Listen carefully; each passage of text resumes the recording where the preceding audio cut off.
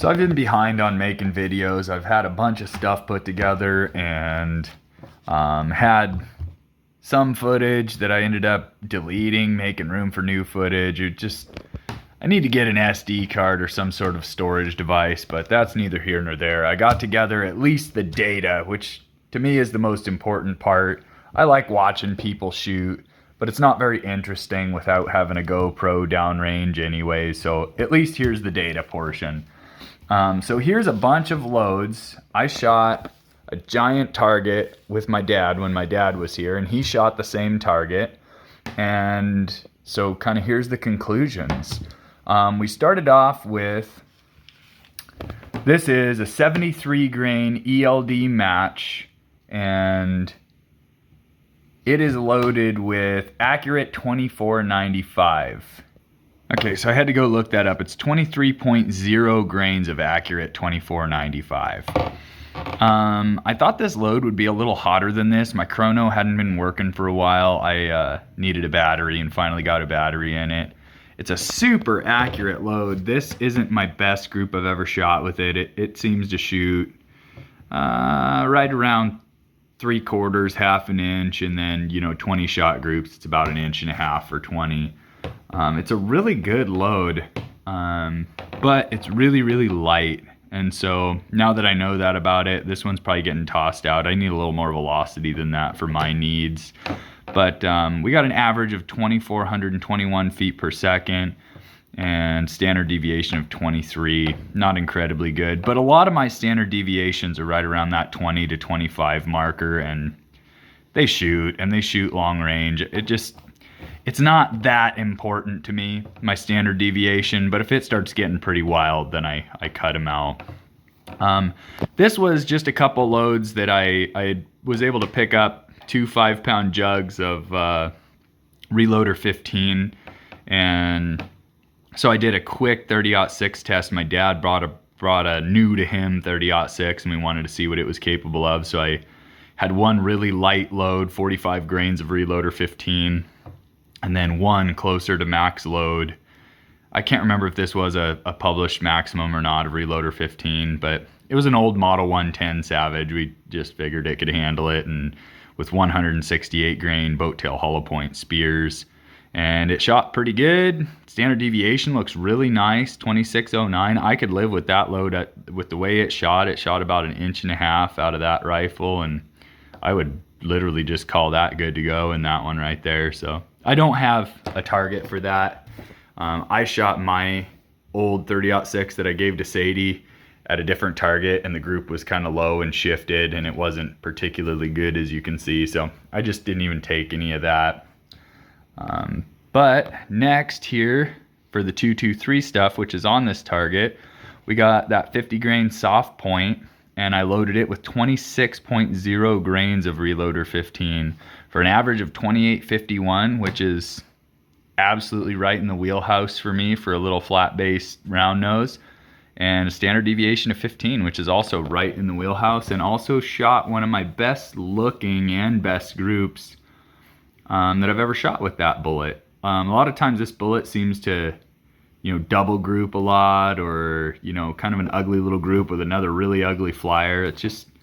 That's pretty good looking, and I measured all these groups. So this one's 1.10 inches, this one's 1.285, and the average, my regular average for this bullet, no matter what powder I put behind it, is about 1.5 inches, and sometimes a little worse. It's a short range coyote load that rides around in the truck, so it's like a bouncing around in the seat coyote load. Not for precision by any means, but good enough to pull off the side of the road and smash a coyote out in a field somewhere, So next we shot the 50 grain VMAX, and this was with 26.0 grains of Reloader 15. Highly impressed with this. This was my first shot, pulled shot. I just was feeling out the trigger, and it just launched one, and I was not settled in. I didn't feel like I was against the back wall yet. And so we're gonna call that a called pull shot, because that was just a bad shot. And then, so the whole group 1.335. I think maybe you guys have seen enough by now that that VMAX just seems to shoot under an inch almost all the time. I shot a 20 shot group with it recently that's really, really beautiful, and it's one of my most accurate bullets that I have. But the best 4 went into .730, and I think that's a little more indicative of how it shoots. I'm gonna move forward with testing some more of this Reloader 15 with these lighter bullets. I really like that. And so we had a standard deviation of 22, in the wheelhouse enough for me, and an average velocity of 29.51, which very, very good. I'm really happy with that. And it's interesting because these are a boat tail bullet and these are a flat base bullet.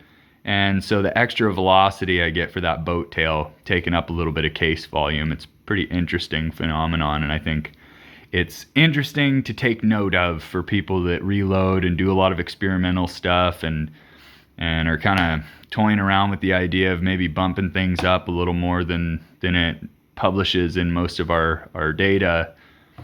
Be careful, because it was an expected bump, but it was not expected for it to be along the lines of 100 feet per second. And so you translate that to pressure, that's quite a bit of pressure. Well within safe tolerances for this particular round, but let's say I was flirting with maximum around 3,150, 3,200 feet per second. Boy, howdy, an extra 100 feet per second could do some damage to a gun. So next we shot the 73 grain ELD match with Reloader 15. This was a published max charge of 24.9 grains. I didn't do any load development. I just threw it in there. It's a published max charge for 223 Remington, not 5.56. So I felt pretty safe jumping to it. I jumped to it and we shot a pretty good group. Not ideal, but 1.10 inches with no load development at all. I think it's pretty indicative more than anything how this bullet shoots. That's a really good shooting bullet, and I think with some load development we could get pretty good with that. Standard deviation of 14.58 with the Reloader 15, which that's where this powder claims to shine, is in 223 with heavy bullets. So I'm not surprised that their standard deviation matches their claims. Alliant and Hodgson both seem to substantiate their claims more often than not. And an average velocity of 26.46. Which is right in the wheelhouse. I like to be around 2,700 feet per second.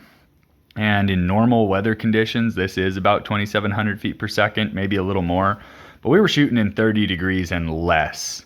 It was significantly colder than 30 when we got to the range, and it did not get hotter than 30 degrees Fahrenheit all day long. And by the time we left the range, it was back down to, under 30 degrees again. So that is not too bad for those weather conditions. I think you get up around 60 to 80 degrees, and that's over 2,700 feet a second again. Next, we shot the 73 grain ELD match with 25 grains of accurate 2460.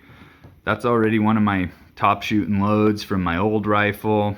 Shot about 1.05. Not disappointed with it. Once again, not my best group ever. I kind of blame the scope that I put on that rifle as well. I took my really nice Viper, my PST target scope off to put on my 308. And so I'm shooting with kind of just a piece of junk, old Vortex Diamondback from like 2012. And the crosshairs are very coarse. The magnification isn't quite enough for my needs. I have a hard time being precise with it, but I still get some precise groups. So excuses, right? But with the 2460, we got an average velocity of 2,670 feet per second, which is kind of to be expected. That's a double base powder, and you can really get shit to cook with this thing. Standard deviation of 13.9, pretty darn acceptable. Next, we shot some old loads that I had laying around. These are Hornady 75 grain boat tail hollow points over top of 25.0 grains of Winchester 748. And these are thrown charges. So we're looking at anywhere from 24.8 to 25.2, and anything in that range, I weighed it and it went in a cartridge.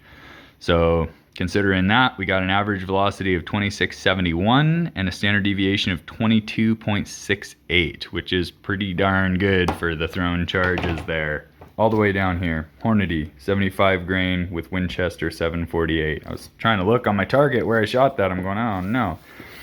So that's a 1.450 inch group, and I could never get those hollow point boat tails to really shoot much better than an 1.5 or an 1.25, 1.1 out of anything. I couldn't really get those to perform, and that was why I originally switched to these 73 grain ELDs, which I almost always get performance out of those that's more than acceptable. So next after that, we shot another 50 grain VMAX load with accurate 2460, 26.4 grains. And we got an average velocity of 2965 and a standard deviation of 21.03. And so to put this in perspective, this is the one I'm judging my temperature differences off of, because I have chronoed this in like 70 degree weather, and we were at 3,095 feet per second. So that's kind of where I'm judging this off of. And so the 50 grain VMAX with 2460, we got a 1.675 inch group. Once again, not exactly ideal, but kind of the same deal. Most of the time I'm getting way smaller groups with this. I don't know if maybe my gun was starting to get a little dirty or if I just wasn't shooting good that day. It was very cold out and I was pretty uncomfortable, so maybe I just wasn't on my best. My dad was in town as well, and he and I were kind of going back and forth there at the range and getting a little frustrated with each other, so it might have just caused me to get an attitude and just kind of blow through it. So, and our next is some 77 grain Federal Gold Medal Match, so these are 77 grain Sierra Match Kings, hollow point boat tails, in Federal's Gold Medal Match ammunition, factory ammunition.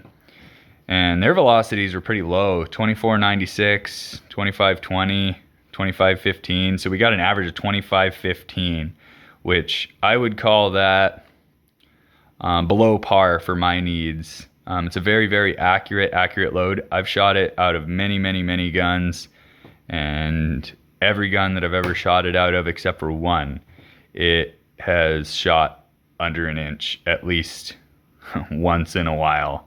It'll deviate, but for the most part, look at this bold intruder. So this stuff, as usual, shot about as good as it always does, sometimes better. That's a 3/4 inch group for 5. I think that's how they do it, is they keep their velocities very, very low, typically right in that accuracy range. That's an incredibly good shooting ammunition, and I like to keep it around just to judge it against my hand loads. When I get a hand load that I think is just really, really nice, especially a hot hand load, I'll throw some of this in and shoot it against it, just like as a control. Because if this shoots funny, then I just kind of get a feeling something's wrong. I'll go home, I'll clean the gun, I'll take everything apart, put it back together, and then go back and shoot it again. And if this shoots good, then I trust my results with my factory ammo. And so this shot good, and so it kind of makes me trust my results with the rest of this a little more. Although I've gotten way different results regularly this particular shooting session. The gold medal's the control, man. And then last, I shot some factory ammunition that was 75 grain Hornady hollow point boat tails from Frontier. And that was pretty hot stuff. We got an average velocity of 2697, a standard deviation of 18.71. That's not bad for as cheap as it was. I think I paid $14 or $16 a box. It was incredibly cheap. I think I paid $16 a box for it, or $8 a box of 20. Something ridiculous. I paid a very low price for this in bulk, and it's been pretty good shooting ammo. I killed a coyote with this one time, and it blew a fist-size hole out the backside of this dog. So, and at maybe, I would say 80, 100 yards, somewhere like that, and it roasted it. So this is pretty good ammunition. And It regularly shoots right around from 1 inch to 1.25 inches. Rarely better, rarely worse. It just seems to be a good goer. This one, 0.985 inches. So that is the shooting of the day. I've got one more target I want to show. And so this is just evidence of dispersion. And so I watch the Hornady podcast the same as everybody else. I've read a ton of Jeff Seawort's work, as much of it as I can understand. And so that's why I don't feel too bad about getting the odd, ugly group. It's not usual for this ammo, and I mean it when I say it's not usual, because this load is this load. Very same load. And as you can see, this for 1.675, it might not, but it almost fits in the dispersion characteristics of this load for a 20-shot group. And that's what this is. This is a 20-shot group with that exact ammo, that exact lot out of that exact box that I loaded on the same day. And so generally, if I get a 5-shot group that's this big, I imagine that in a 20 it's going to be this big. And when I get a 5-shot group that's this big, I imagine that at a 20 it's going to be this big. So I don't feel particularly bad about this target because I have shot 20s with this ammo and gotten this result. So I know that pretty much this is a 1.5 minute load out of an AR-15. And the next one is this 1.10 inches, 73 grains of 24.95. That is this load right here. And as you can see, it's in PMC brass. And as you can see, that's where it likes to group. And then dispersion causes all this. So once again, maybe even a little bigger of a group than the VMAX. This is more of like a 1.5 to 1.75 inch group. But man, that hole in the middle of that ragged hole, it really likes to punch paper right there. And then this is that exact load, but in Lake City brass. So 2022, I think, head stamp Lake City brass. And it's trying to group there, it's trying to group there, it's trying to group there. Still a really nice group, I think 1.5 inches for 20. But it just doesn't seem to want to drive them in there as much as the PMC. I think up in the charge weight in this would help fill up a little more case volume. But anyway, I just wanted to show that because it's really good evidence of dispersion. And so like when I'm looking at this 50 grain VMAX with reloader 15 load, and it's right in the wheelhouse for velocity for me already. It's not incredibly hot, and I don't need them zipping 3,100. Like right around 2,900, 3,000 is just fine for me. But if I can bring this in to that, I'm really gonna be somewhere. So anyway, that's my targets. That's my testing. I just got the 6mm Uncle Phil's back from the gunsmith and got some ammo loaded up for it. So I'm gonna go shoot some of that and I'll be back to you.